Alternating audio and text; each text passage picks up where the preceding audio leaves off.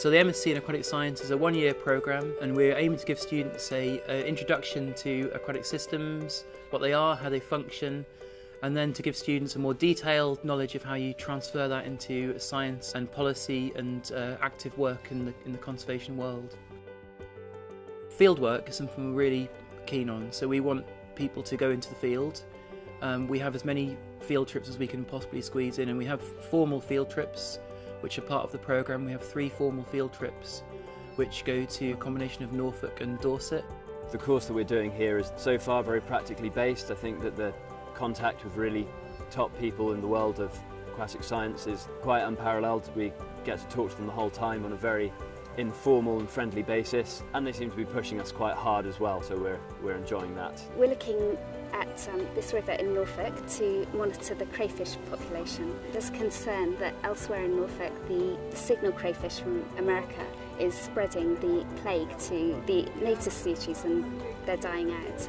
And so far we've found some young native species, so they're alive and well at the moment in this stretch, and no invasive species here. Anyone who's interested in conservation or aquatic science, water resources, this is a perfect course for you. It offers diverse aspects, and we do deal with salt water along with fresh water, so it does offer something for everyone, along with sort of marine conservation and river conservation.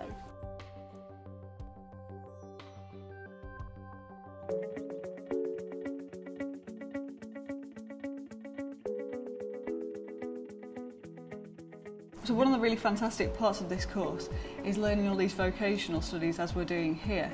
So, okay, we went to the and collected samples last week, as you would if you're a freshwater ecologist in the field, and we're coming back and identifying. So this is helpful for jobs such as working for the Environment Agency or Natural England. So my career plan has always been to become a researcher, hopefully in a lectureship position, and the Masters in Aquatic Science led into that quite nicely. It gave me the opportunity to conduct independent research, to get a real insight into what it was like working in the field.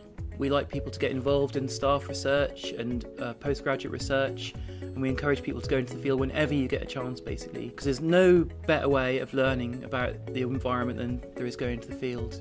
You see things as they are, you see species in the flesh rather than seeing photographs, and you see the environments functioning, and if you want to get good ideas and if you want to get true understanding, you have to go into the field, and that's why we really promote that on the course. I think there's no question about the course improving employability. From my cohort last year, those of us who didn't go straight into continuing research, people have found jobs all around the world doing all sorts of fascinating things.